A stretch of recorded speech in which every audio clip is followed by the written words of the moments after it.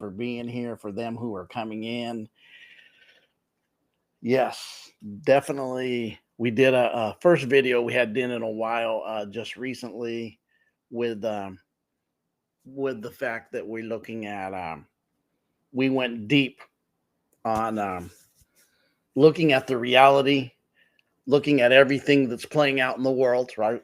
And looking at putting together something that can be overwhelming to a lot of people with so much news and so much propaganda, but so much truth intermingled between the lines or between the fabrications of propaganda. Then we also see a lot of truth coming forth, and a lot of truth is coming forth even from the political ranks in a group of people talking about the past happenings, but still using, can I say, must say, them who are the ones who actually are propaganda and connected to that which is. And so I wanted to say that's what the video is about, because I keep referring back to this. Just because somebody on, especially on a political side or a worldly side, right, entertainment, whatever, tells you the truth, doesn't mean they're the good guy in the story. They just selected to tell you the truth, and that's happening a lot with different platforms, especially what we see. Watch this. Watch this on my screen. You guys probably can see it right there where my finger is. It's actually behind me. When I touch it, it goes, but you can see it for when I move certain ways. It's the mirror behind me keeps coming into this in play. And why would the mirror? It shows you the strength of the mirror through the virtual background in the mirrored holographic reality we live, the mirror image, right? And this is what ends up happening. And this is what happens. The mirror imaging of, as I laid the foundation before that video, of what we call God in this reality, or what in the West has called God, as we look at even taking scriptures and showing behaviors of that which is worshiped, adored, when it does good and evil for its purpose. And you start breaking down the stuff it does with a breaking through the illusion veil of the program and the program mind, because this is what it ends up happening, believing something. And I'm going to be honest, one of the biggest programs ran on mankind is believing something. And you go, what do you mean believing something? Trying to get a better light here. I got the light behind me. Let me put on this other light. Let's see if it works any better. Behind me, the other side, does that work better? Is that the same? Because I do have a big light behind me, and I have a light actually here above me, the golden aura, I call it. But anyways, hopefully in the recording it comes out very, very, very good. Because one of not the last recording, the recording before is very grainy, and I was like, what is it, my camera? But this one looks clearer than that one, and I think that has to do with me. As you know, I've even complained, and even to the company I'm using, but when I looked it up, it was my laptop that has a problem processing videos when I play and it can't handle the virtual reality and the playing of videos, or they're going back and forth with it. It can't really, it can't process it. So it's kind of where we're at. I will leave that other light on now. It seems to be better. I do see behind me, right here on the right, the mirror. I have a sunburst mirror that at certain times when I go towards it, it pops up, and that brown is the sunburst of the mirror. But anyways, so back to it. Some people are telling you, hence a Kennedy, how bad certain medicines have been, how bad the food's been, how bad the drinks are, how poisonous, corrupt the food is, how the air we breathe is contaminated, which many of us know through chemtrails and all that. And I thought about the other day, we looked at Bill Gates had this statement, oh boy, I want to blot out the sun. And it hit me the other day when I was talking to one of my younger listeners, and they had called me on Messenger, and then sharing videos that they had found, and they were showing the chemtrails in the sky, and it hit me right then. I said, that's the blotting out of the sky that Billy Boy Gates talks about. Oh, I said his name. Yeah, the Gates family's a gangster family that's been around for a long time. Yeah, I did say the G. I called him a G, because these are the most G. When the G's are actually pretending to be the good guys and running the reality, the laws, and all that, you know that you're in a place that's definitely not from the higher realms, Lidden, and a God that likes good and evil, and even the ones that worship him when he feels like it, having them eat their own children, Old Testament scriptures, and sacrificing folks. We went over this. It's evident, it's in there. The only way you run and hide is through your program indoctrination of the dogma you believe, whatever religion, it's dogmatized. It's got an indoctrination dogma. It's easy to see when you take the veil off your eyes and wake up and see the versions of different of what, even what you believe in. It would be the esoteric and exoteric. And people, I've had people say, why do you harp on that or bring that up so much? Because that thin veil of esoteric and exoteric is the difference between truth and deception. Hence, so some people say, well, that occultic knowledge is demons. I go, the word occultic actually means hidden. So when you make it more than that, you're in a program. The truth of the function is that if you take the occultic knowledge, do you use it for the connectivity of a unity and oneness and love, or do you use it for power and programming and indoctrination? That's the difference. It's like a gun. People say, get rid of the guns because they kill people. Guns don't kill people. People use guns to kill people. The guns don't fire unless you pull the trigger. They don't go off by themselves. That's called common sense. So we've been taken from a pendulum swing by the leaders, going so far one way left, right? 2020 and before, till we get the 2020 agenda, 201 agenda. That's actually what it's called. Yeah, 201. Go look it up. It used to be findable. A lot of stuff they're covering up, like even the insurrection of 1606 back in 2021, when supposedly they went in the White House and took over, which is all a psyop, which now has been proven. But there was this thing that happened just like COVID. There was a simulation 6 months before they did it, same as Agenda 201 in the VidiVid. If you look it up, there's a simulation they did, which was a trial run that was able to be found. They actually had the same trial run on the insurrection. Why am I using them both? The reality staged and the left and right are an illusion. They're just doing the opposite in a dualistic plane of left and right. So we went so far left, right, that we're talking about stuff that just literally for people was like not common sense. It frickin', didn't mean to say frickin' or fucking, because it does. That what I seen with that side did, I'm gonna be honest, personally pissed me off with the left. Oh yeah, I was attacked with it and then when I started looking deeper into it, because I really didn't follow politics, because I always knew it was politics. Even in a Waking Up in 88, I read a book called Don't Dare Call It Conspiracy. Right? I read this book. It was something that resonated with me because I kind of knew in my soul that it was jive time. Politics, that we're being jived. But I couldn't, before that, give you how. In 80, before 88. I read this book in 88. The puzzle pieces fit from different organizations, from the United Nations to all these different organizations behind the scene that you even have heard of, and your parents heard of if you're younger, what their function really was and what their purpose, from the United Nations to the League of Nations. All this stuff was to bring what we see now, because they always plan.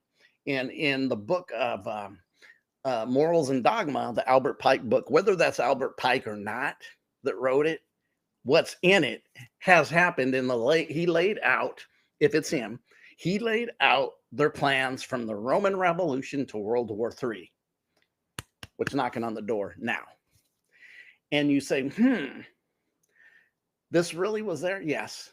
These things were able to be monitored. And if you go to Instagram, like I do, and I shared Instagram pictures the other day when we talked about the Saturn hat wearers on my last video, whom and what they really are. And we even use Revelations 2:9, Revelations 3:9 of scriptures that says, them they say they're something, but they're really not.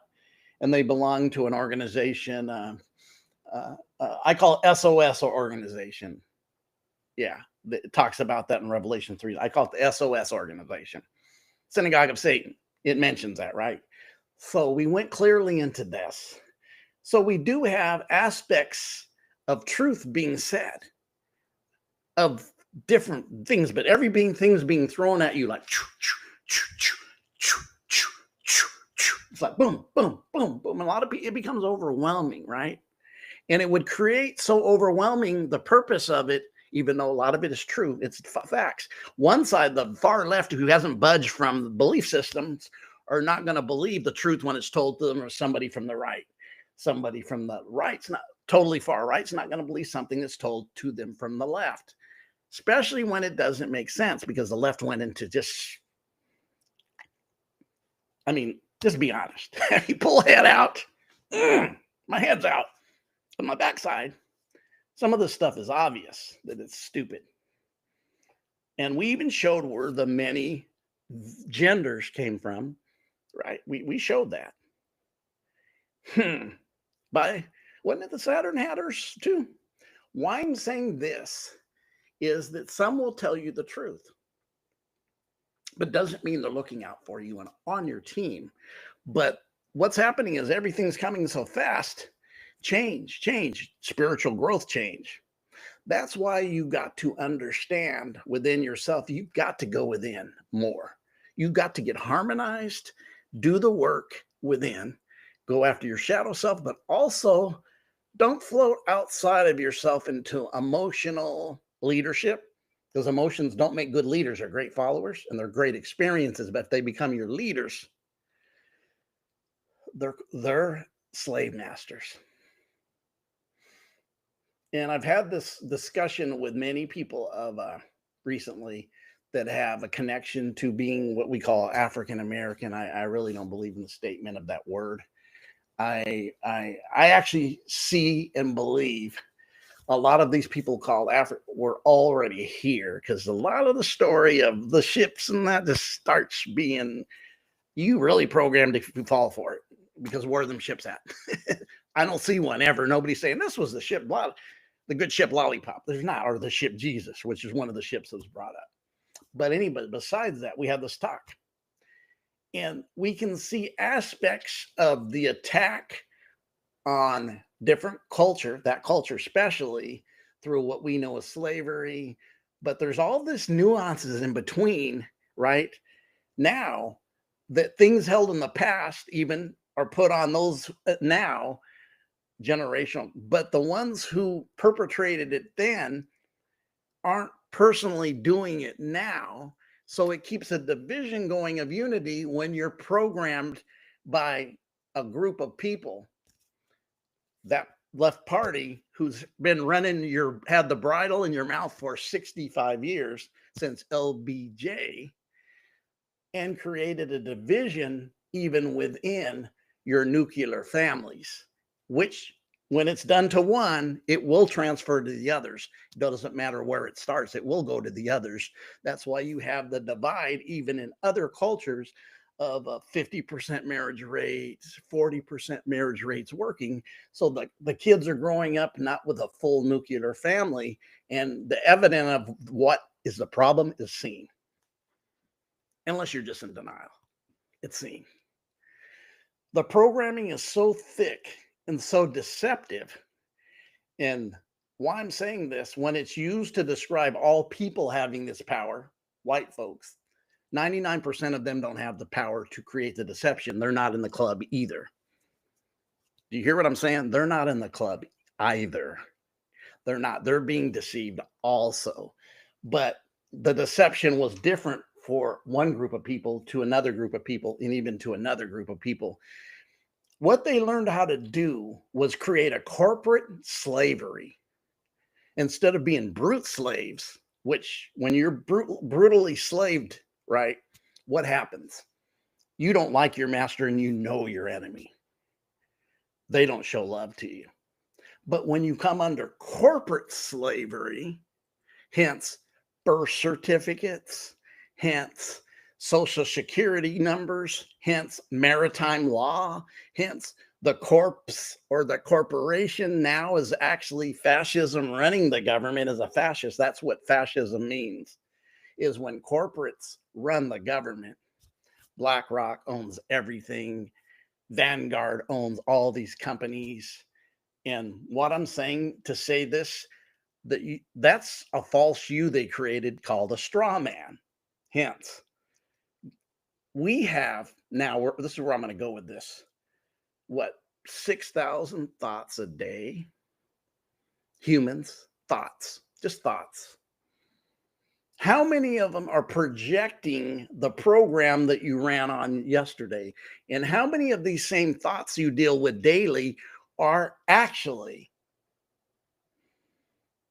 the program looping from the same thoughts you had yesterday, whether it's lack, no confidence, I'm a failure, I can't go past this, I'm not more than what I thought and have been told, because the subconscious mind doesn't distinguish truth and false. It doesn't.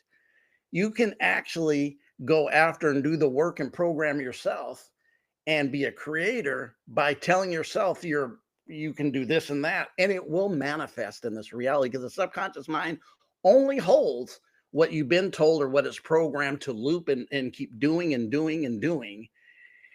That's why Carl Jung said, take the light and shine it in the shadow or the subconscious mind. Bring the light from your conscious mind into your subconscious mind. So when we're having 6,000 thoughts a day as human beings, right? That's what I looked at. We're going to see this in this video. I'm going into a video today about a woman who was a science fiction writer named Jane Roberts. This happened in 1963.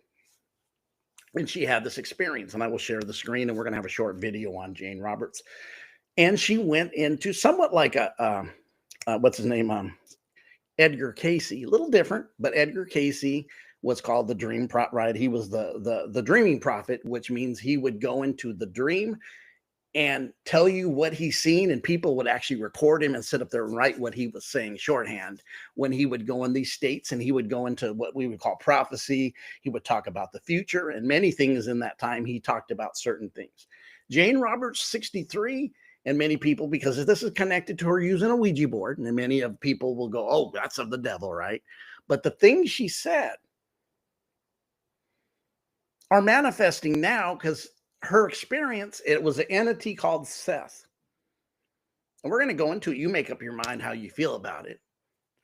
But a lot of what she said and what she did with this entity named Seth, right, was actually, you're going to see, talked about things that even 30 years later in quantum physics, they went with it. About the reality after you die. Where do you go? Who are you? And this entity named Seth goes with the one that replaced Abel in the story of Cain and Abel, right? Seth replaced Abel. And even there's a group of Gnostics that were called Sethinians back in the early days. They were actually called Sethinians. And we're going to get into that. Before I do, I'm going to hit back into thoughts.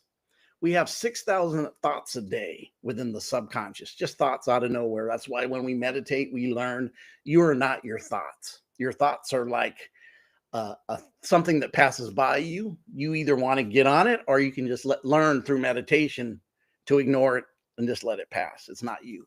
And distinguish the power you have in that space, not to take something on or to take something on, right? Very powerful space when you meditate and learn to deep breathe. And breathe in and out is like the most normal natural thing to do is breathe in and breathe out because babies know how to do it. They don't even have to be trained. How do they know they're breathing? The doctor will pat them on the butt. They scream, cry, but the thing is, notice that it takes a whooping to bring your baby to. Bizarre to me now when I think about it right now. Almost like I got to give you some brutalism to see if you're alive. So little pat, baby screams, starts breathing naturally, doesn't even have to be taught, like feeding and all these other aspects need to be taught. Breathing becomes so natural.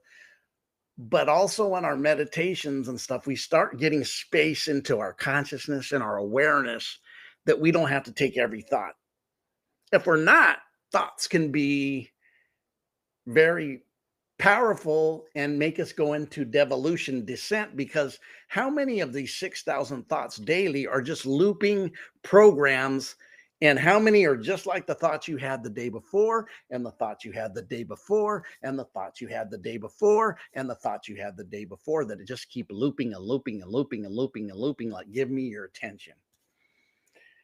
This is why the powers that be are so good. They have ancient knowledge and they know they're masters at programming, and learn to do it without being brutes, but to do it through the program.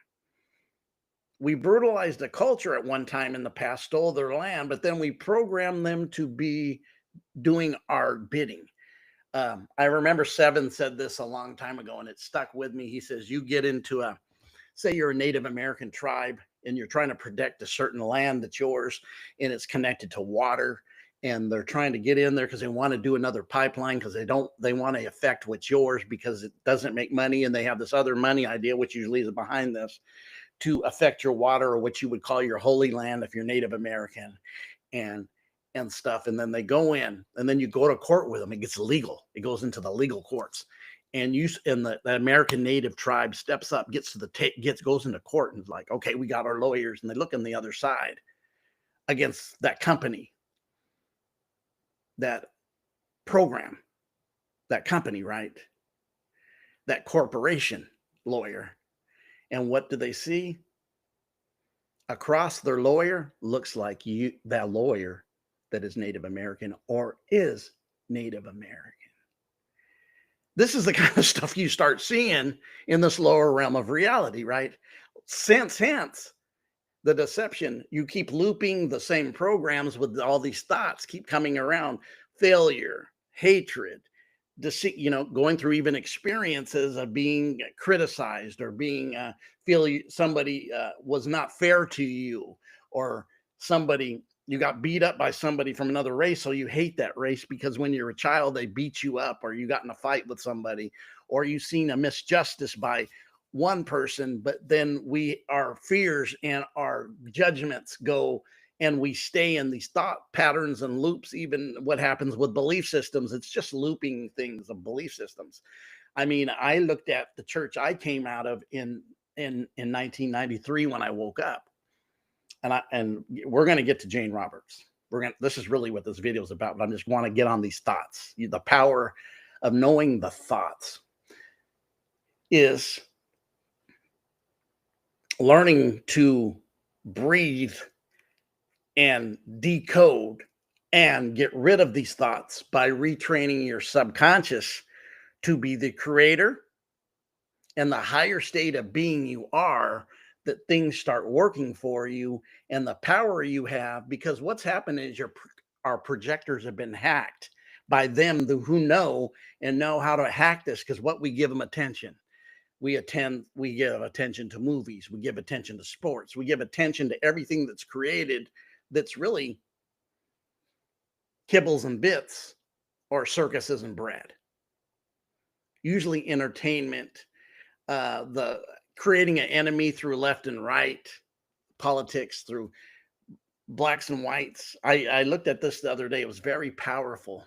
And I talked to this young man about this the other day who definitely is an inner biracial mix, right? And I was talking to him and said, think about this.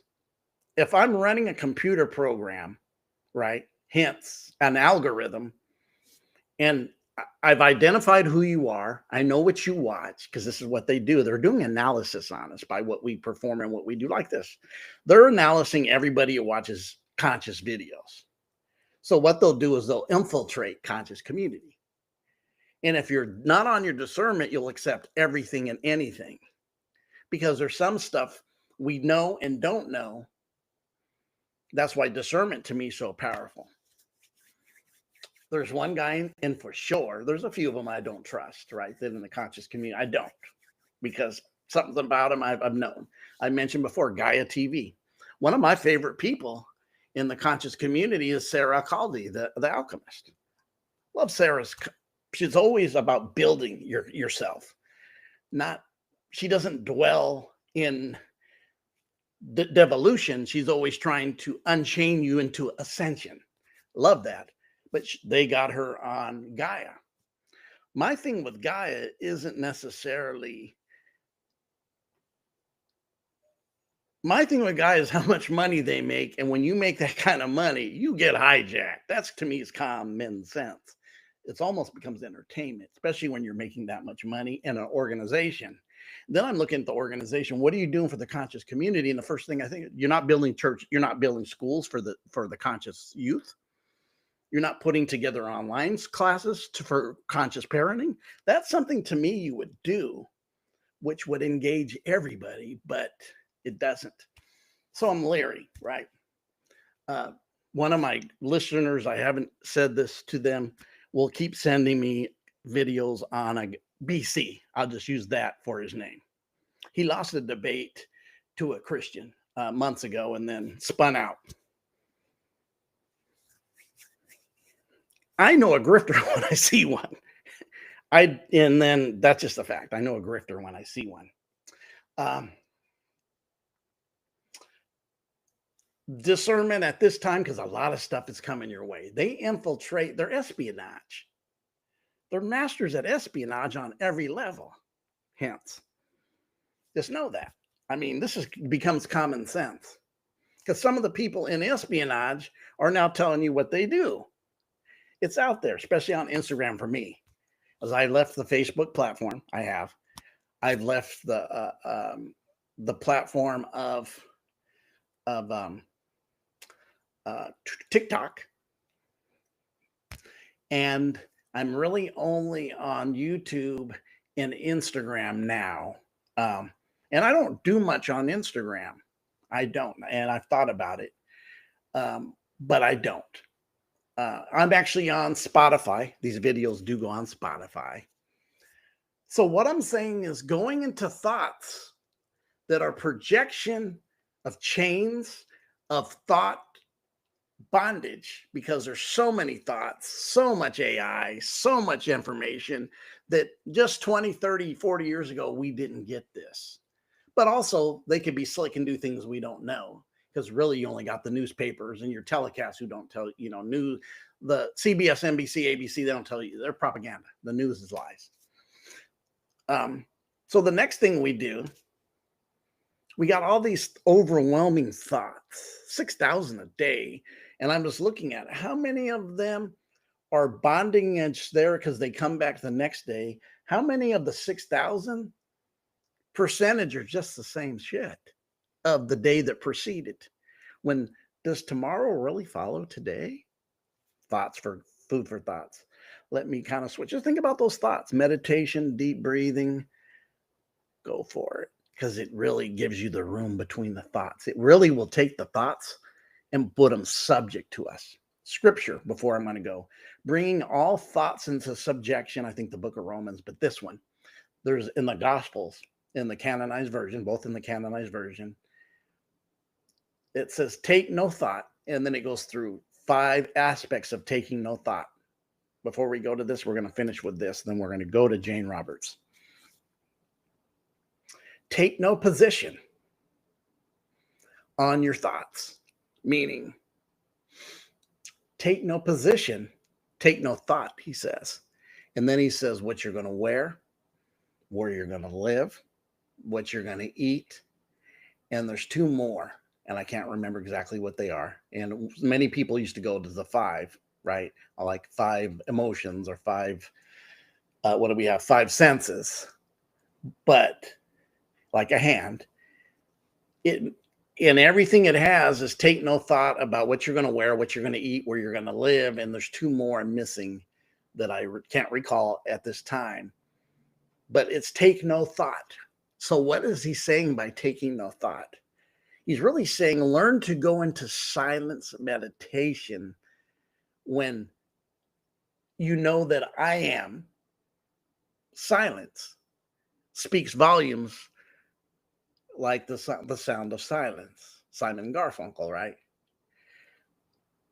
And learn to choose and pick which thoughts that you choose, because your awareness becomes actually space between thoughts that you don't have to be connected to it.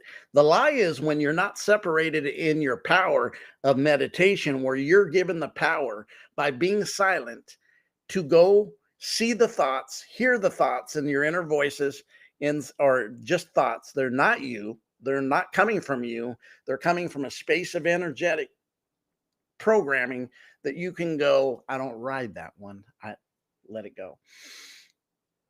Then you concentrate on the breath. You don't concentrate on a thought. Now you're concentrating on silence. That's why it says he breathed, or in Sophia breathed, right? In the Gnostic Gospels, when she breathed, the thoughts no longer had power. The breath of life, breath means spirit. That's why you breathe. And in the connecting to the breath, by hearing it, feeling it, and noticing its depth, guess what doesn't enter in? Have power thoughts. We have a lot of thoughts that we need to unwind from daily. And some of these things just repeat day after day. Just a wasting, looping BS in the software that needs to be deleted.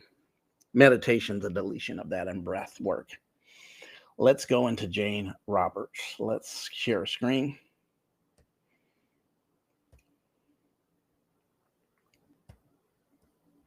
Let's find out who Jane Roberts is and what she's about. All right. So Jane Roberts' experience with Seth involved entering a trance-like a state to channel a non-physical entity named Seth. Jane Roberts, this is a true story, she ended up writing multiple books with this story, because it lasted, I believe, almost from 63 to 84. She wrote like multiple books about Seth and some of the stuff that he would say and do in the story of her experience when she would go on these trance states. And I said the trance states is very similar to Edgar Cayce, but not covered like he is or she is, right? I've kind of known about her for a while. I listened to some videos from different that really broke down her, and I really more deep dived into her. Seth, who spoke through her to deliver a vast amount of spiritual teachings on consciousness and reality. The relationship began with a Ouija board, which is going to make sense. Oh my God, right? Especially when we've been told it's this or that. I'm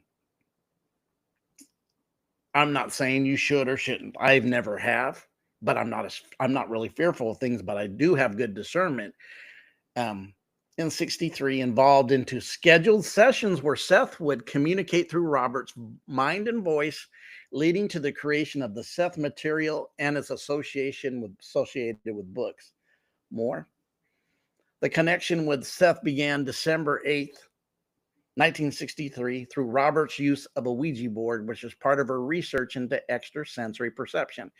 I remember when I was a child, because I was born just a year before this, so I really but I also remember a lot of stuff in the late 60s, early 70s about ESP was really tossed around in communities, not in probably the conscious community. A lot of them was New Age stuff they would call the New Age movement, which a lot of truth was in it, but there's a lot of fabrication. You have to be careful with New Age movement because of some of the stuff they do that's very imbalanced or not fullness, but not to say everything's wrong. A lot of it is ancient, because when you get into New Age, the new one is Christianity, because that would be the new religion. A lot of this stuff surpasses this by a long ways, years, decades, millenniums. Even you think it even talks about going to trance in the New Testament Bible. I have to just throw that in if there are any Christians, even though many Christians don't come here. People usually come here are them who woke up from religious indoctrination and dogma, which would be anything religious that would indoctrinate you into a belief system and not knowledge of knowing, right? Which we cover here over and over and over again. So we see the Ouija board. Interesting subject with the Ouija board. ESP, extrasensory perception. Mental communication by the 8th session on December 15th, 1963. So within a week, because it started December 8th with the Ouija board, Robert started receiving answers to questions mentally, then began to hear Seth dictating the words within her mind. First verbal communication was February 28, 1964. So this is right, 2 months, a little over 2 months, going on 2.5 months after her, almost 3 months after her first experience on December 8th to February 28th, 64, just a few months, because December, of course, is the end of 63. This would actually only be December 8th, a month after the death of Kennedy, which I believe was November 8th. The first verbal communication, the Ouija board, was set aside. Robert spoke Seth's words in the first time in front of witnesses. The nature of the channeling trance state, Roberts would enter a trance state-like state, allowing Seth to speak through her. The husband's role, her husband, Robert F. Butts, was instrumental in the process, as he documented the sessions, and his presence was seen by Roberts as crucial for sustaining connection, forming a Jane Seth Robert triumvirate. So definitely I see the word Trinity in that. Don't understand the word, never seen it before, but I see the word tri, which means 3 parts: Seth, her, and her husband, I would believe. Seth's description, Seth identified himself as an energy personally essence, no longer focused in the physical reality. No longer focused in the physical reality. Kind of goes into this, especially when we come from the lower states of consciousness. We feel the physical or matter. This was science teaching. Matter dictates the matter would be the dictate, but we also know this is found out, and many people in the conscious community know that has nothing to do with it. Matter is not first. Consciousness is first. Seth would actually reveal this in this years and these times. Something that was found out in the science world, but new and spiritual, definitely past teachings going back thousands of years, knows that consciousness creates matter, not matter's the foundation. It's actually the last in a dense reality of the 3D reality we live in. Matter's not first. Matter is like your car. You get in your car and drive your car, but your car gets old and you die and you get another one. You get a new car, would be like a new body. That your light is who you are. So this goes into that, right? And it starts revealing it. So a lot of things that Seth in this story revealed in the conscious community did set the way for people to awake. More people got into spirituality in leaving the religious stuff they came from.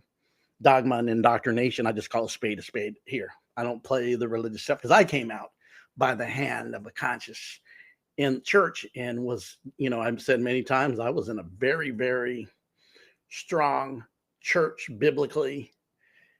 But when they gave us the right to read that and know the Bible and read it, when I'm reading scriptures you don't want to talk about because it goes against your doctrine. I seen this was happening. And then I had the grand awakening in 93 that took me out of that with a strong hand to where I was told, don't talk about what you know, stay in your doctrination and you can stay here. And that's the day I said, I'm going with truth. Bye-bye.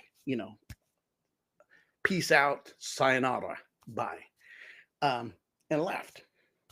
So a lot of the stuff she said, because I woke up in 92, 93, that's actually when quantum physics came out, that even Seth says, you're going to see in the video, was found out in 93 as quantum physicists John Wheeler and others started decoding the reality as a mirrored holographic quantum reality, which really was said even in the story as I read it more and more, listened to it with Seth. So let's go a little farther. Seth material, as you've seen, the evolution of the ability, Over time, Robert's ability to channel Seth evolved, becoming more spontaneous and clear with constant practice. Seth material has been described as a positive expansion of the world of channeling spirituality and influence the New Age movement, right? And I've said many times, the religious are going to call it one thing. I will say there's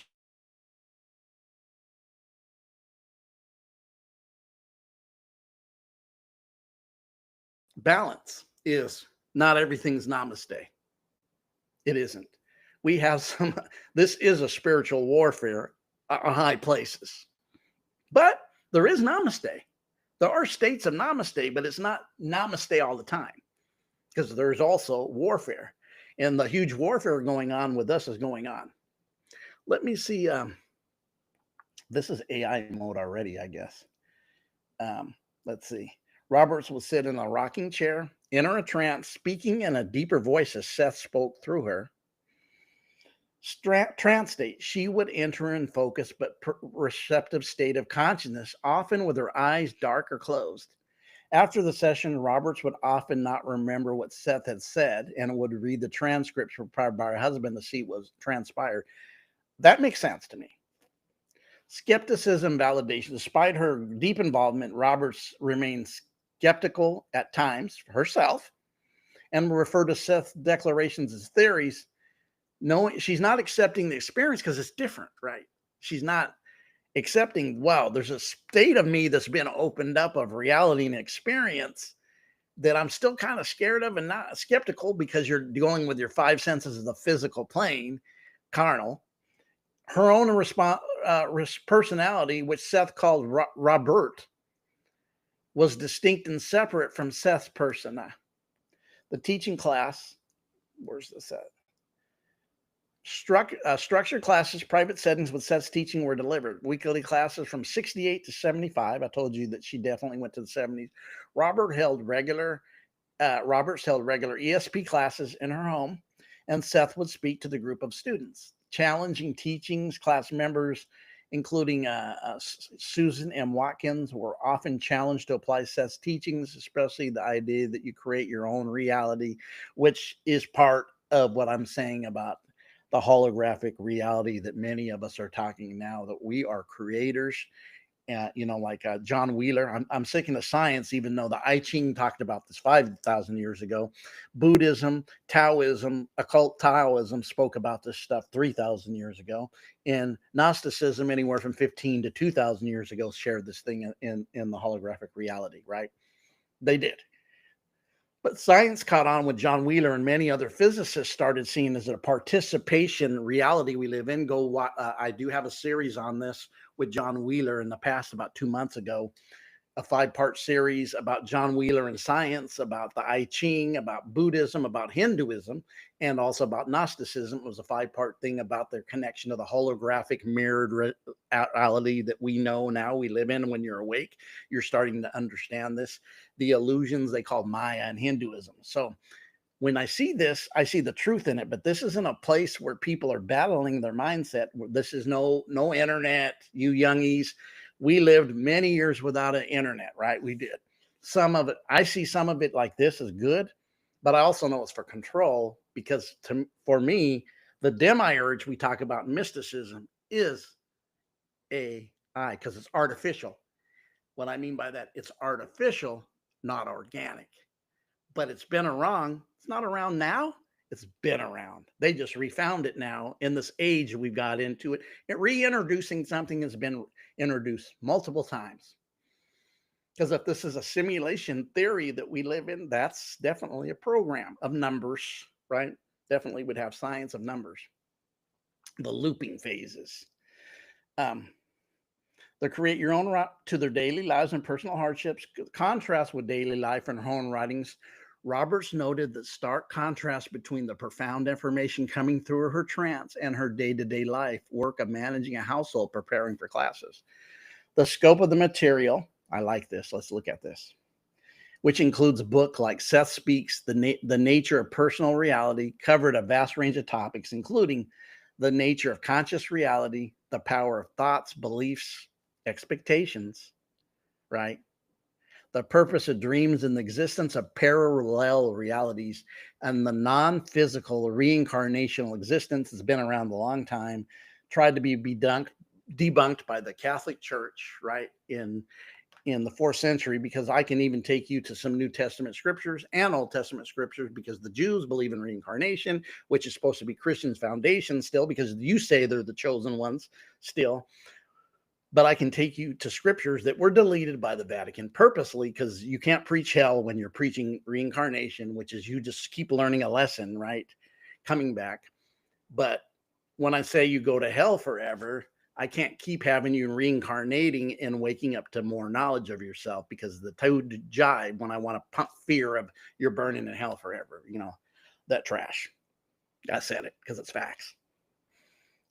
But look at the scripture I would use for reincarnation from the New Testament was, many asked Jesus, you have to be one of the prophets of old, Elijah. He goes, no, I'm not Elijah. John is, meaning John's reincarnation, and I'm not, because it was known in the old world. But of course, the indoctrination and the dogma that comes later in modern day exoteric Christianity, they all have an exoteric and esoteric meaning. When you understand the esoteric, you drop the crap, because the esoteric would be more in the truth. And all you got to do is go to etymology, Google the world. And if you have a conscious and you're open-minded, you go, oh my God, what a difference. Yeah. It would be the difference of what not Carl, but the comedian George Carlin used to say in his comedian stanza, you're not in the club. You're not part of this. You're not in the club. The esoteric knowledge would put you in the club. I don't want to be in their club, but I'm in the club of higher consciousness and greater knowledge of awakening, which they don't want, because if the humans awake, they can't be sheeple. But if we keep them divided, they will fight against each other like crabs in a bucket, which we see now, left and right, white and black, women and female. Every little aspect in a dualistic plane is easy to cause a division, because there's a duality plane. You take one pole, I'll take the other. We got a division. I'm this far away from each other. We're not in unity in the center of balance. That's how easy political science actually is. Because political science makes me laugh that they teach it at college when it's a scam. Scamski. But the whole system is. But watch this.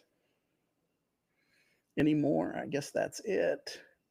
What goes into some of the criticism of Seth material. How did its proponents respond?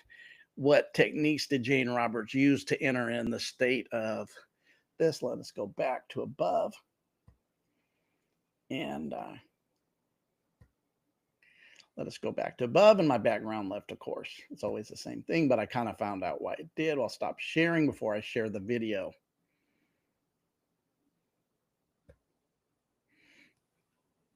So here we see, and there's the mirror that keeps shining in the background, right? That mirror image that keeps shining in the background.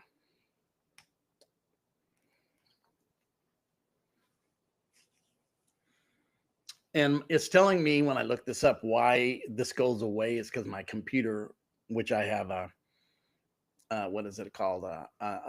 Notebook 9 Samsung, can't handle it. And it says what I could do is add an OBS studio to it and go through that to my Riverside. Maybe to me, that wouldn't be easy. I'd have to find out how to do it. Otherwise, I need an upgraded computer to work better. I would need more what I would need. But anyways, not going to dwell in a negative thought. There's always an answer and a way to go. So please give to D-Boy West Coast and Center Cash App. I would appreciate that, because Cash App helps us going. It could help me if I get some good help, get a better computer. I would like that, definitely. This is starting to make sense, upgrade my computer to have more strength to do this and not have my background virtual go away. I don't like it going away, and it's blocked to add it again, so I try to. But anyways, right now, it doesn't let me. So while I'm active on this video, it doesn't really let me. So it's very interesting. So this Jane Roberts has this experience from 63 to 75, and she's getting downloaded with information from an entity that chooses not to reincarnate physically, passing maybe that, but giving her information. But it isn't devil worship. It isn't go make it drink some blood. It isn't any of that stuff. It's more conscious-based reality, having the power to change your reality and stuff. So we're going to listen to a video. It's going to even go more on depth about this situation from definitely from Wise Quotes. Appreciate them and their videos they make and stuff like that. So I'm going to share again. And once we share, we're going to go into this video. It's very heavy video. It's actually, you don't die, you shift dimensionally. And let's go in. That's Jane Roberts, actually a picture of her right there. And let's go. In them, forgetting that you were the author. Religions have convinced you that you were born defective and in need of repair, that the body is inferior to the spirit, that suffering is noble and pleasure is suspect. It's a lie. Each of your cells pulses with its own intelligence. The joy that you feel when eating something delicious, when dancing, when hugging someone, this is just as spiritual as any meditation. You don't need to transcend anything. You are the blessing, not the sin. Check this out. I'm going to show you how I afforded We will get away from this. Of course, we're going to get a commercial. Okay, you ready? All right, $118.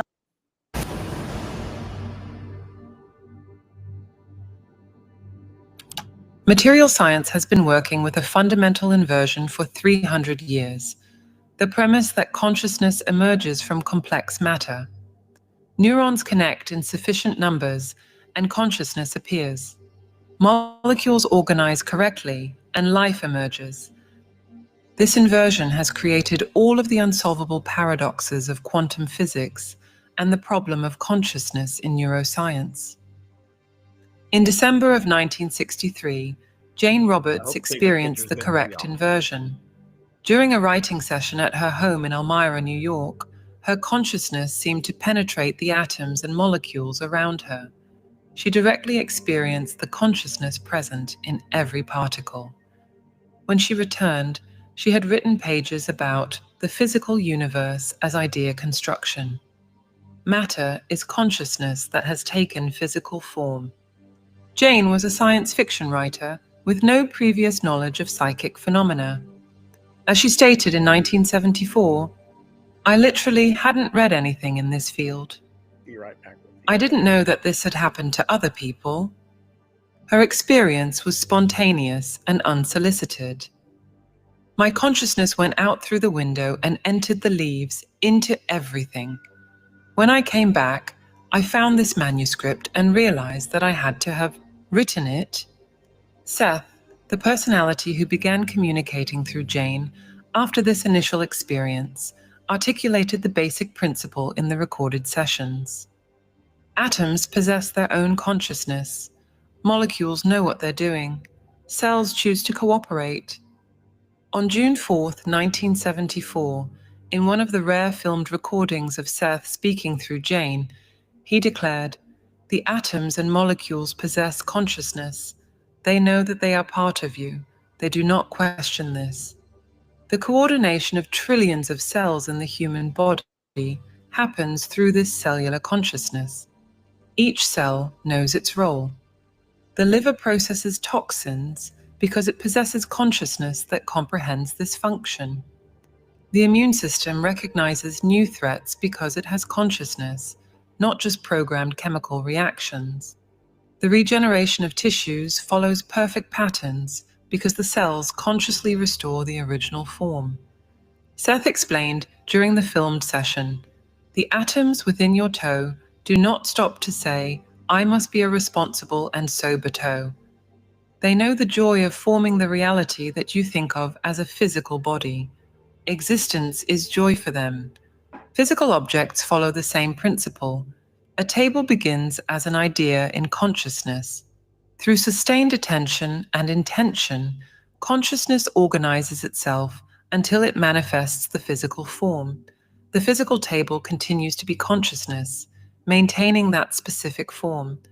Jane could perceive this directly after her initial experience. The consciousness in the window nail, in the leaves, in the air.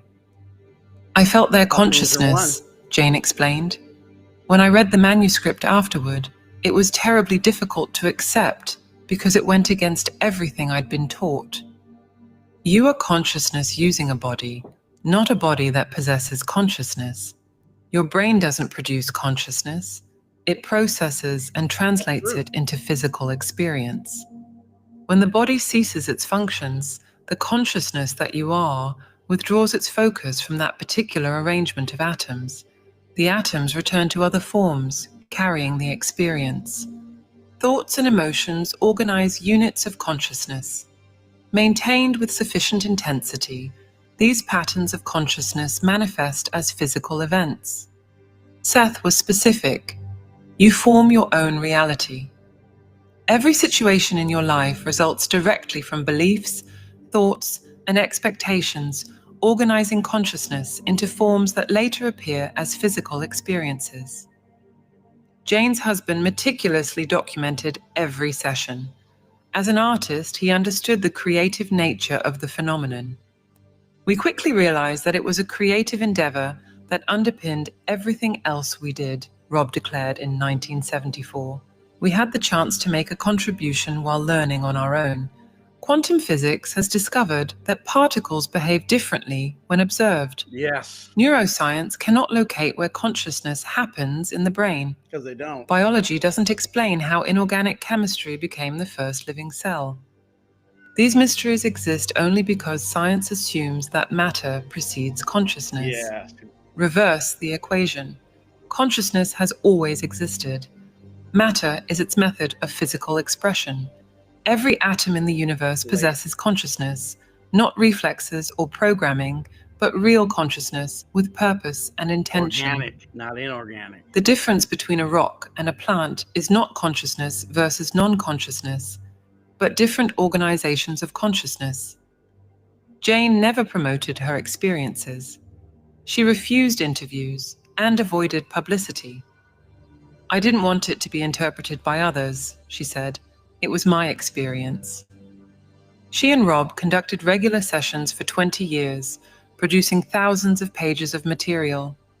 Jane died in 1984, but Rob's transcripts document a detailed map of how consciousness creates physical reality.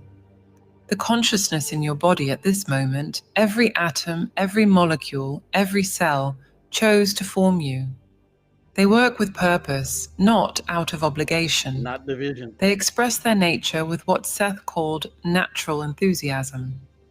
When this specific agreement ends, these consciousnesses will form other configurations, other expressions, continuing the eternal process of consciousness exploring itself through physical form. How long before I see results with Tai Chi? Day 3, you'll feel your energy. Day 7, your eyes will change. Day 28, you will become I do that. Tai Chi. Definitely. Humanity operates under a millennia-old psychological fraud, Tai Chi. the idea that there is something fundamentally wrong with our nature that needs to be fixed. We are born defective, corrupt, fallen. We need salvation, redemption, enlightenment, always something external to fix us. Religions have built empires on this premise. Therapeutic systems proliferate to repair what is supposedly broken. The reality is exactly the inverse. You exist because existence itself chose to express itself through you, not as a test, not as a punishment, not as an opportunity for redemption. You are here because your specific presence adds something unique to the universe that could not exist any other way.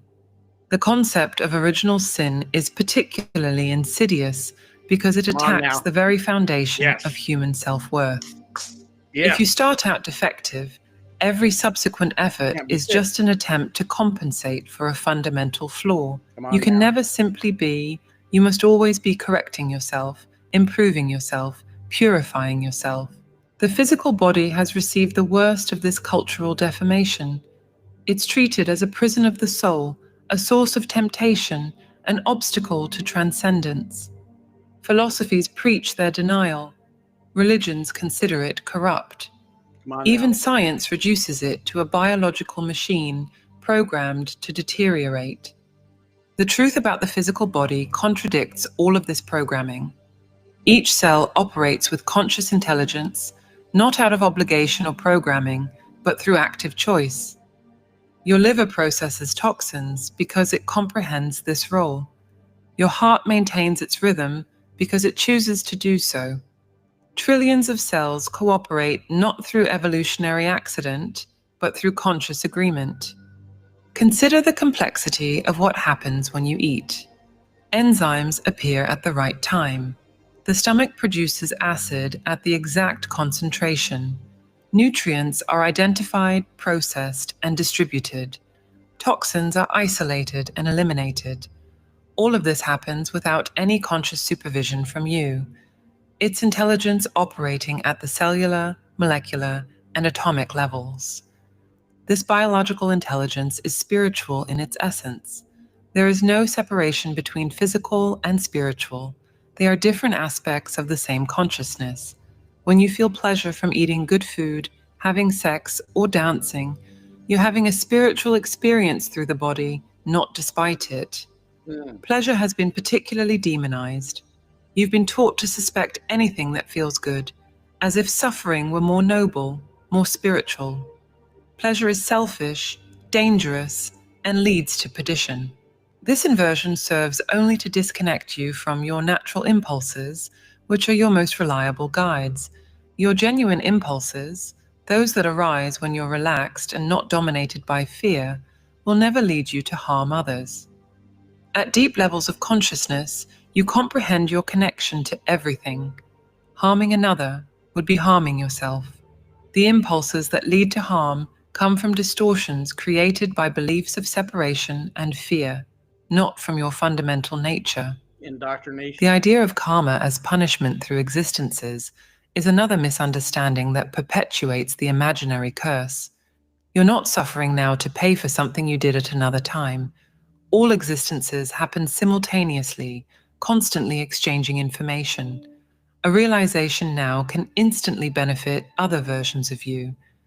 It's multidimensional cooperation, not a system of debit and credit. Suffering is not necessary for spiritual growth. When you suffer, the only value is in identifying what caused the suffering so you can avoid it. The idea that we need to suffer to deserve happiness, that difficulty is noble, that struggle is necessary. All of these are cultural constructs, not universal laws. You have the right to happiness simply by existing. There is nothing you need to do to deserve well-being. There is no test to pass, no standard to achieve, no debt to pay. Your existence itself is complete validation. The atoms of your body operate with natural enthusiasm, not obligation. They don't question whether they deserve to exist or whether they're adequately fulfilling their role. They express their nature with inherent joy. Only human consciousness, programmed by centuries of indoctrination, questions its own validity. When you understand that you are blessed simply by existing, many internal conflicts dissolve. The compulsive need to prove your worth disappears. The anxious search for external approval loses meaning. The fear of not being enough reveals itself as cultural fiction. Every moment of genuine pleasure is an affirmation of your blessed nature.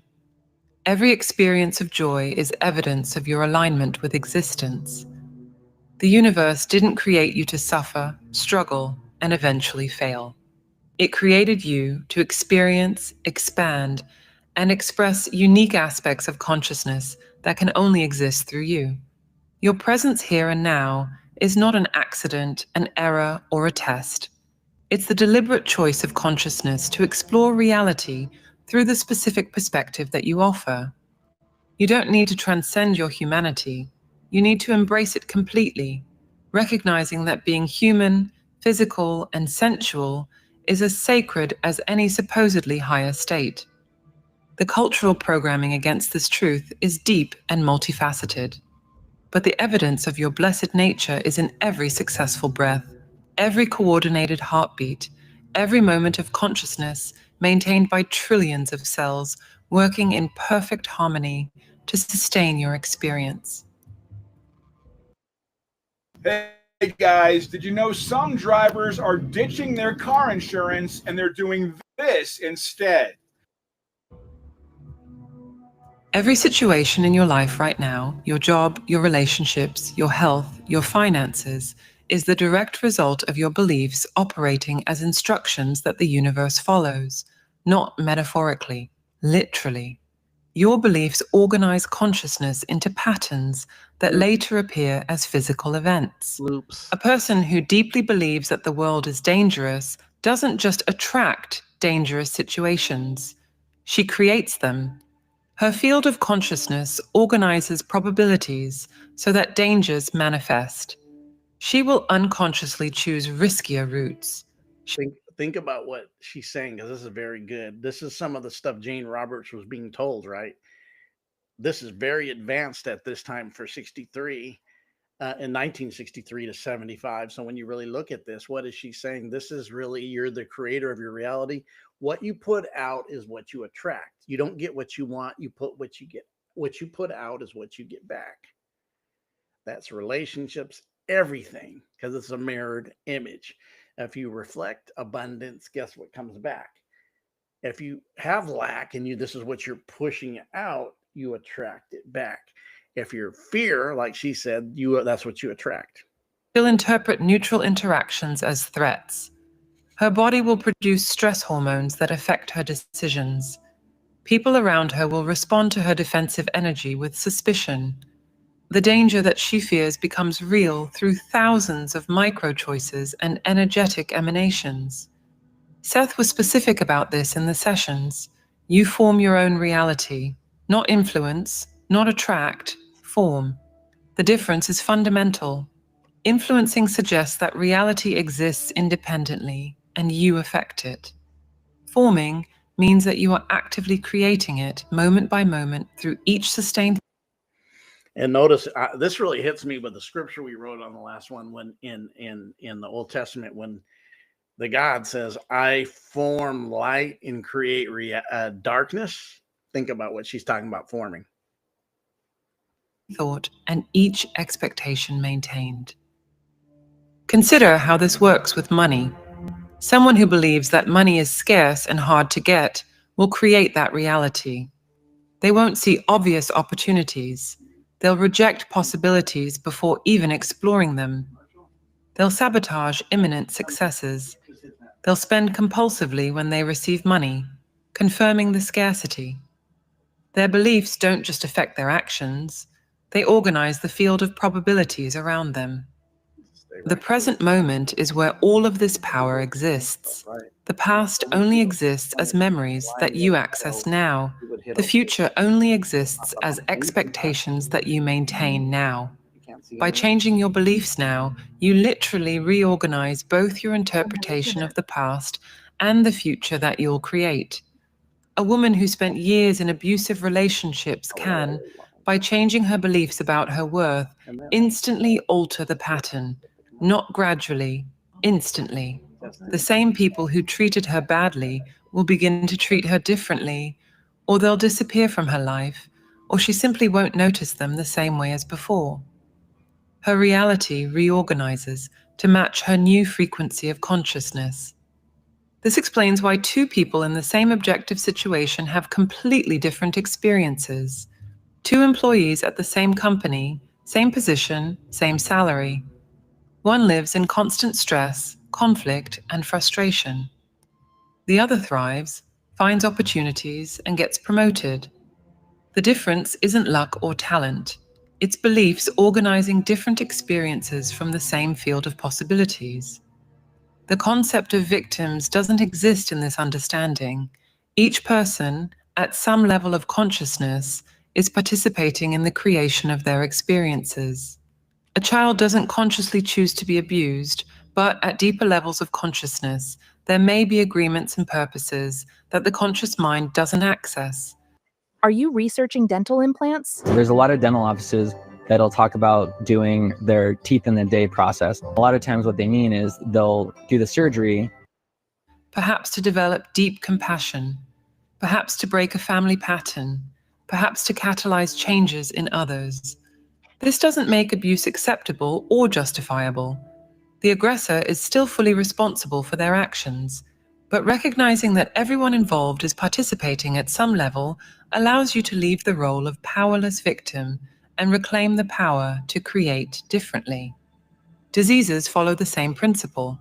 Cancer frequently manifests as suppressed anger for years. Heart problems reflect deep emotional issues. Not coincidentally, we call it a broken heart. Back problems appear when someone feels they're carrying too much weight. The body physically expresses what consciousness maintains energetically.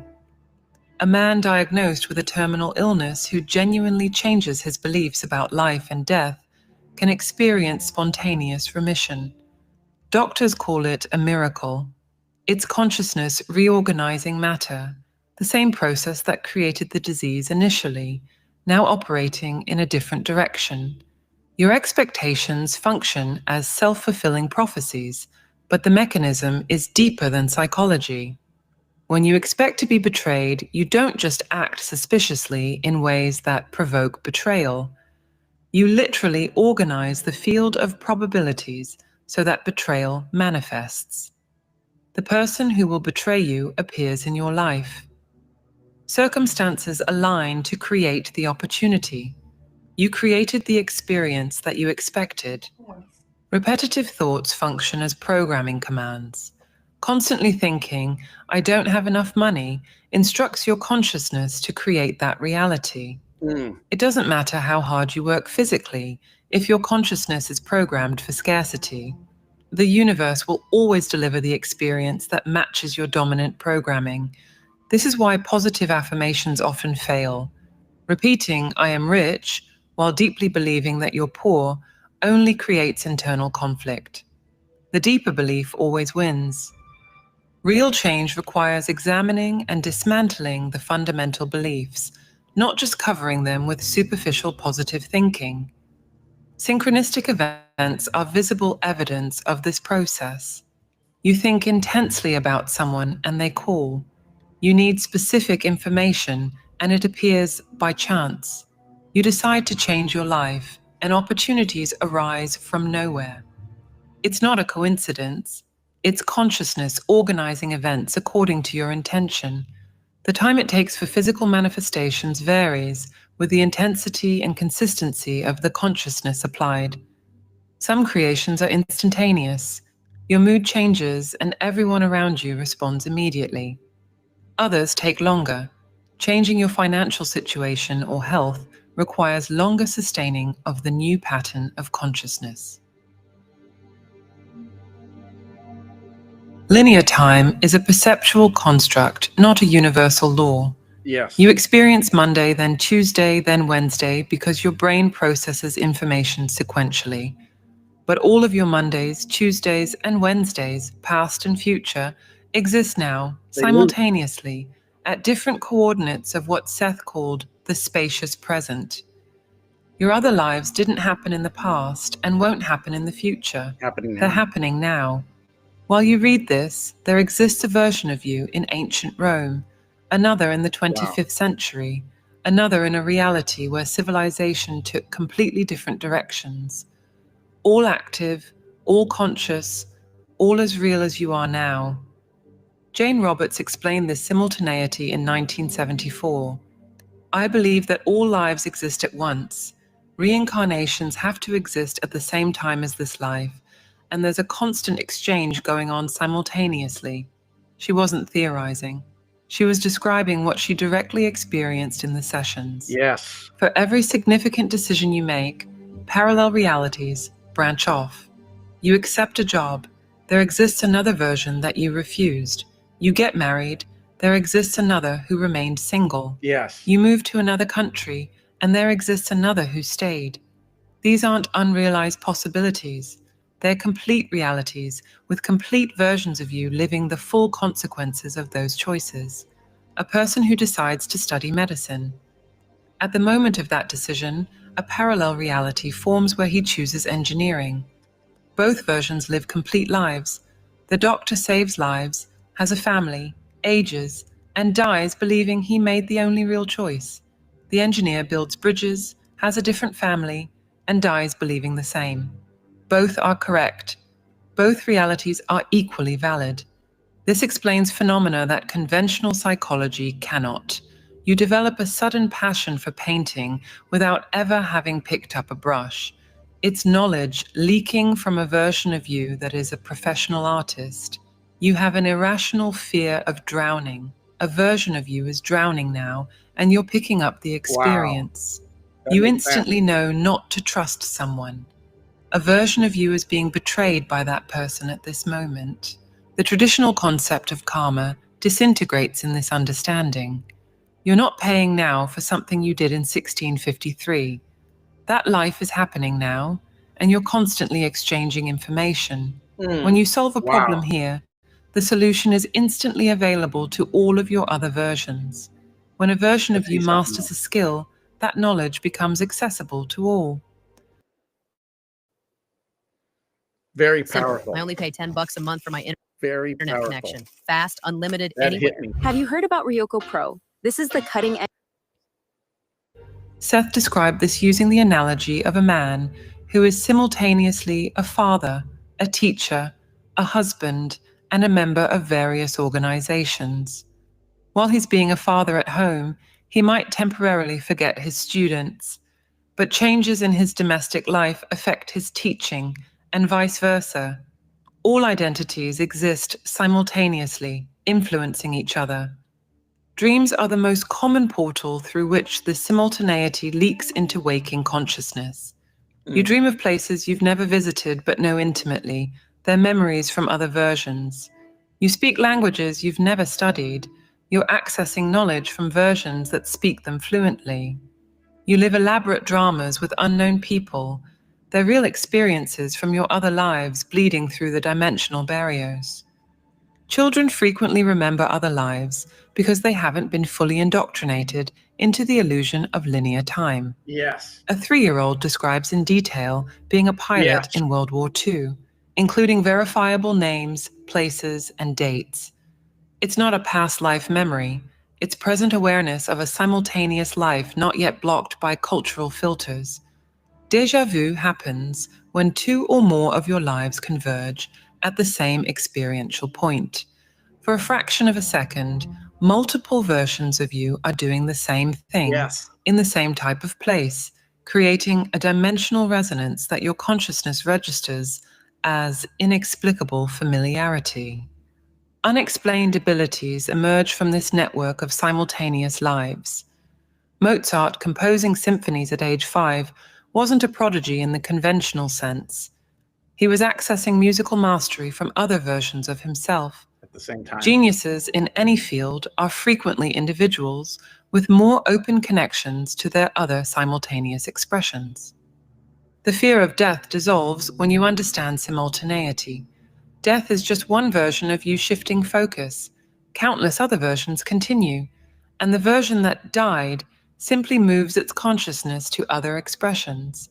It's like closing one book and opening another. The reader continues, only the story changes. Seemingly irrational traumas have their origin in simultaneous experiences. A woman has a dread of knives without ever having been cut. A version of her is being stabbed now. The trauma isn't a memory. It's a present experience leaking through dimensions. Therapies that treat this as childhood or past life trauma miss the mark. It's present trauma in another dimension. Relationships transcend individual lives. You meet someone and feel you've known them for centuries. You have known them in multiple simultaneous realities where you are lovers, enemies, family, strangers. The intensity of the connection reflects how many simultaneous lives you share. Profound changes in one life reverberate through all. When you overcome a fundamental fear here, versions of you in other realities feel sudden relief without knowing why. When you develop genuine compassion, Wow. all of Awareness. your expressions That would become be more awareness. compassionate. You're not improving just one life, you're elevating all of your simultaneous manifestations. No guru, therapist, priest, or teacher has access to the specific knowledge of what's right for you. They can offer tools, perspectives, and information. Wow. The final authority on your life is your direct experience. When something resonates in your being, when you feel in your body that it's true, that's your truth, regardless of what any expert says. Jane Roberts exemplified this perfectly. When Seth began speaking through her, she didn't seek validation from spiritual authorities. "I didn't want it to be interpreted by others," she said in 1974. "It was my experience." She refused to be framed in existing categories. She didn't consider herself a medium, didn't accept the label of channeler, didn't align with spiritualist groups. Jane herself had to navigate this with Seth. For years, she would question her husband, Rob Butts, about what Seth had said, how he had said it, and whether he had been kind to people. She maintained critical discernment about the material, even while being the vehicle through which it arrived. She never abdicated her personal authority to the entity that spoke through her. Your natural impulses are direct communications from your greater consciousness. That sudden urge to call someone, the person needed it, that inexplicable desire to change routes, you avoided an accident. That attraction to a specific book, it contained exactly the information you needed. Impulses aren't random whims. They're precise navigation from your expanded consciousness. Society has trained you to distrust these impulses. Be rational, be logical. Think about the consequences. Analyze the pros and cons. This entire mental apparatus was built specifically to disconnect you from your inner wisdom. Yes. When you need 5 logical reasons to justify a simple impulse, you've already lost contact with your own authority. Yes. Rob Butts documented how he and Jane followed their impulses to develop the Seth material. They had no credentials in parapsychology. They didn't consult experts. "We decided to continue," Rob said simply. "We knew we had the chance to make a contribution while learning on our own." They trusted their direct experience above any external authority. Genuine impulses never lead to harming others. When you're relaxed, not dominated by fear or anger, the desires that arise naturally are aligned with the good of all.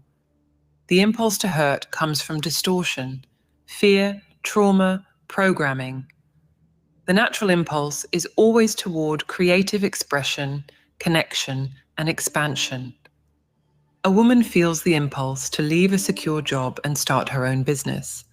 Logic says it's crazy. She has bills, responsibilities, no guarantees. But the impulse persists, grows, becomes undeniable. She follows it. The business thrives in ways that logic could never have predicted. Arcteryx. Yeah, we're Very just checking interesting. in, This sitting in a kind pretty of, heavy snow they see squall. something very much deeper. Obsessively designed The gear simulation from Mountain of it Athletes. happening simultaneously. Worn when it counts. Um, Arcteryx. Do you want to know where to invest $1,000 right now? Well, forget about AI, quantum computing, electric vehicles, crypto. The impulse knew what We got less than 10 minutes left in this video. I think it's powerful. What was said, what she did, what she learned, what was said is all now in quantum physics on the science level. But the conscious level, like I said, she had the experience and even doubted her experience, kind of even questioned her husband. What did I say? Where'd that come from? She didn't push an agenda outside of herself. At that time, I could see why. Now things are different, whether it's good or bad, that it's different because it can go, we live in a dualistic plane. It can be for good or not good. But the reality was this was very good. But what it really, I seen this happening. You're living all these versions of yourself at once. So even parts of yourself from another version can even bleed over into this version in a conscious way of having this other experience. And I really seen the duality plane of it, of I chose to go right in a life decision in this level, and in another simulation of another simultaneous version of yourself, you did the opposite. You went right and got married. In the other one, you didn't get married and you went the other way, or having a child, whatever it may be. I had somebody I talked to mention that they hadn't ever found love for themselves in this life and wanted to live another life to experience it. And then it hit me the other day, and I texted them back and I said, listen, the other version of yourself and being simultaneously, you have experienced the other side of love from this side that didn't. And this makes even more sense. Clear, that's true. Let's go. The rational mind couldn't see. The goal of your existence isn't to become like someone else. It's to become more completely who you already are. Every attempt to copy another's path is a deviation from your unique purpose. Steve Jobs didn't become Steve Jobs by trying to be Thomas Edison. He became Steve Jobs by being ruthlessly, obsessively himself. Your specific configuration of talents, desires, perspectives, and experiences isn't accidental. It's your unique contribution to the whole. Whoa. Whoa, I have to say this. There's a scripture that says, if you have talents and don't use them, right? New Testament scripture, you have talents, don't use them, they will be given to another. Could that other be the other part of the simulation that you didn't use and that uses? Food for thoughts. When you try to be like others, you deprive the universe of the perspective that only you can offer. It's as if a liver cell decided it should be a neuron. The entire body would suffer. Consider how children naturally follow their impulses before they're trained not to. A child doesn't question whether she deserves to play. She doesn't analyze whether her laughter is appropriate. Right. She doesn't measure whether her enthusiasm is excessive. She simply expresses her nature moment by moment, following each creative impulse as it arises. Education systematically destroys this connection with natural impulses. Sit still, pay attention, don't speak without raising your hand, don't run, don't shout, don't laugh loudly. Each rule disconnects the child more from her inner authority, replacing it with external authority. By the time she reaches adulthood, she's completely dependent on others to tell her what's right or wrong. Programming. Seth repeatedly emphasized in the sessions, trust your own experience, not what he said, not what Jane interpreted, each person's direct experience. If something doesn't resonate, discard it. If it contradicts your lived experience, ignore it. The validity of any teaching can only be confirmed by your own experimentation. This applies even to intimate relationships. Your partner doesn't know better than you what you need. Your parents don't know better than you who you should be. Your children cannot define your purpose. Each person has authority only over their own experience. Trying to be an authority over another is a violation. Accepting another as authority over you is abdication. True fulfillment comes when you stop seeking external approval and validation, when you no longer need others to confirm that your choices are right, when you can be in complete disagreement with everyone around you and still trust your experience. That's the moment when you reclaim your complete power. If you want to look strong, go to the gym. This is very powerful. But if you want to be strong, do military workouts. The atoms in your body function through pleasure, not obligation. Seth was explicit about this in the 1974 session. The atoms within your toe do not stop to say, I must be responsible and sober. They know the joy of forming the reality that you think of as a physical body. Every process in your body happens because the consciousnesses involved find satisfaction in executing it. Your heart doesn't beat for 70 years out of duty. It beats because the consciousness that forms it experiences pleasure in that rhythmic pulsation. Your frequency. Your cells don't divide through programmed obligation. Come on now. They multiply because creation is inherently pleasurable. Culture has completely inverted this understanding. Yes. Hard work is virtuous. Suffering builds character. Difficulty is necessary for growth. Pleasure is suspect, dangerous, and leads to decadence. This programming serves only to keep you disconnected from your fundamental nature and therefore controllable. Observe a child playing. She doesn't play to develop motor skills or learn social concepts. She plays because playing is pleasurable. Yes. Development happens Imagination. naturally through pleasure, not despite it. The child following her joy learns more in an hour than in days of forced instruction. Come on now. Suffering has no inherent value. When you suffer, the only possible benefit is identifying what caused the suffering to avoid it in the future. The idea that we need to suffer to deserve joy, that pain purifies the soul, that adversity is necessary. Come on now. These are cultural constructs designed to make you accept unacceptable conditions. Wow. Seth told the class participants, existence is joy. Not, it will be joy when you evolve enough. Not, it can be joy if you deserve it. It is joy now, intrinsically, without conditions. Wow. Consider how your body heals, not through arduous effort, but through processes that flow naturally when there's no interference. Cells regenerate with elegant precision. Toxins are eliminated efficiently. Nutrients are distributed perfectly. Everything happens with the same natural ease with which water flows downward.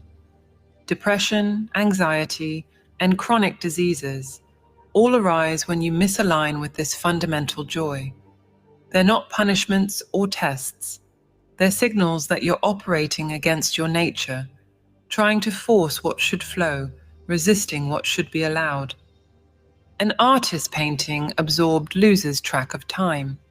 A musician playing forgets that he exists. A writer writing enters a flow where words arise without effort. These states aren't exceptional. They're natural functioning when you stop interfering with excessive mental control. Yes. Genuine pleasure never harms. What harms are the substitutes we seek when we deny natural pleasure. Compulsive eating isn't about the pleasure of food. Come on now. It's compensation for denying other pleasures. Programming. Addictions aren't excess pleasure. They're desperate attempts to fill the void left when you deny your joyful nature. Jane Roberts lived this directly. She wasn't an ascetic denying worldly pleasures. She smoked, drank beer, wrote fiction, and lived a normal life. The spirituality that Seth presented didn't require the denial of pleasure. It recognized pleasure as the natural expression of consciousness. The atoms and molecules, Seth said, have fortunately not read many of the books you have read. They know they are blessed because they are. They don't need to justify their existence. They don't need to prove their worth. They simply express their nature with inherent enthusiasm. Pleasurable work is infinitely more productive than forced work. A person doing what they love produces results that 1,000 forced people could never achieve.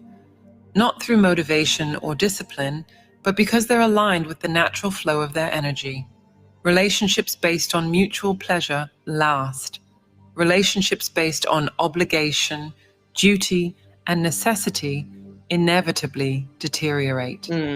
Shared pleasure creates bonds that no amount of formal commitment can equal. Yes. Your body knows what it needs and signals through desire. Thirst when it needs water. Hunger occurs when it needs nutrients. Tiredness when it needs rest. Sexual Nature. desire is when it needs connection and release. Each bodily impulse is a precise communication about real needs. Society systematically trains you to ignore these signals. Work when you're tired. Eat at fixed times, not when you're hungry. Suppress sexual desire as inappropriate. Ignore thirst because you're busy. Each time you ignore a bodily signal, you disconnect more from natural wisdom. Following what genuinely brings joy isn't selfishness. It's alignment with the operating principles of the universe. When something truly makes you happy, not compensatory pleasure, but genuine joy, you're receiving direct information about your purpose. Quantum physics has discovered that particles behave more orderly in states of least resistance. Yes. Biology has discovered that organisms thrive in optimal conditions, not adverse ones. Psychology has discovered that learning happens most effectively through positive reinforcement. All science, when honest, confirms that existence favors joy over suffering. Every change begins with understanding your role as co-creator, and the only way to connect with this divine intelligence is through meditation. We've developed a set of audio tools to help you access this higher state of consciousness. To learn more and get immediate access, click the link on the screen or in the comments. If this video resonated with you, Unbelievable. It hit home for me, and I'm sure it hit home for you, because this is a lot of the stuff we've been talking even recently, and that we've even talked about recently. When we went through quantum physics, we went through the I Ching, and the experience of Jane Roberts had, it wasn't like she was lifting it up and going to different value systems or conscious community at that time. Let me see where I'm at time. We've been going a little over an hour and a half. So what really hit me was simultaneously, in a deeper way, the experience that you have simultaneously with the reality of different realities, dimensions, we call them, or densities, that also called, is that we are so vast in who we are as a soul that linear is an illusion, Maya, right? It's called Maya, or the Matrix, very illusionary, temporal, appearing real, but then the experience really, really, really goes into the next level of who you are and the experiencing you're having, and the reality of the awakening, being aware of this also at the same exact time that you're experiencing it, is a next level of even connecting. And I mean, in the past, and I couldn't really go in depth what I know now about quantum physics, the ethereal realms, the holographic universe, there's twice in my life that I can say for sure that I was just doing something in general, and I seen myself like a camera shot or a picture, a shot where I seen me in a different reality at the very same time. And as I seen me in this reality at the very same time, I was aware of it. And it happened twice, that I seen myself in another reality. And I'm telling you, it wasn't even a second. It was like a flash. I seen it was gone, but I was aware. And my awareness was I experienced something, and I see me in another reality. At the time, I couldn't tell you if it's the future, the past, but now I'm seeing it, what it says now, simultaneously. So really, what would be our ascension out of a lower realm physically, like the dense 3D reality, and a lower realm where the inmates run the asylum physically around us, right? To the higher states of really ascending, but seeing the oneness and unity even of yourself in different realities at the same time. And you say, what do you mean by that? 2 years ago, roughly around this time, maybe the end of September 2 years ago, I had visions and dreams that started, especially the dreams, but I had two visions and back-to-back days when I went outside in the community. I looked up in the sky, got caught in a vision, and I seen like a film, and it was just getting smaller and smaller, like ending. And then I seen the connection ended, and then I like seen something else like over here, like the film was broken, it was ascending, and it was like, at the time I was like, what am I seeing? Like the reality of the film ending or being rubbed down, like almost like getting rid of, almost going into a negative. And now I seen it as the simulation was being aware, the veil was renting of the reality, holographic reality. And I was seeing that. And then immediately after that, I would have dreams before that, because I would go into these dreams, right? Dreamsville, which is, like it said in this video, a reality of yourself happening at the same time. So I go in there. Before, I was having these dreams, and every time it was a place of chaos. I mean, there was chaos, people shooting, people running by you, people chasing them, very chaotic.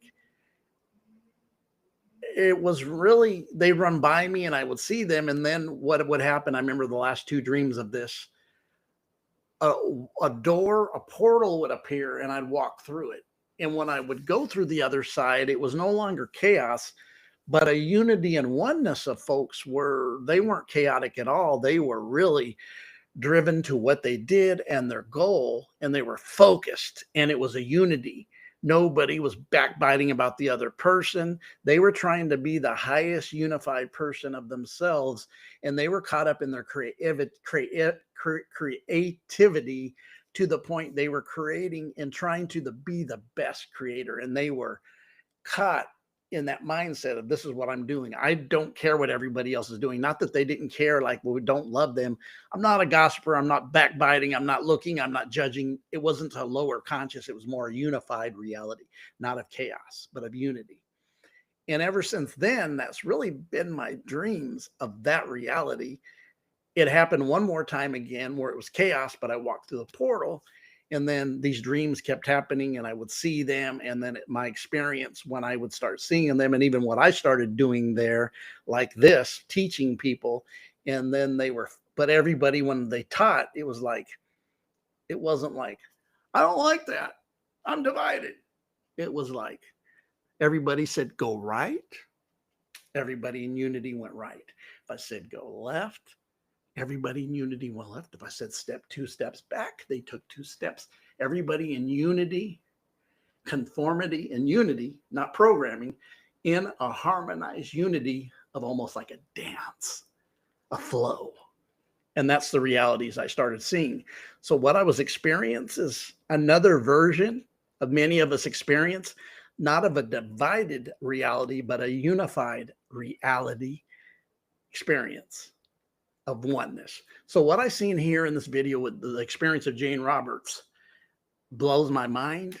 And what was said is kind of in quantum physics is what it is that she was saying. She didn't try to overindulge it and put it on people, right? Jane Roberts, she questioned it herself, as the story goes. She wasn't like, look at me.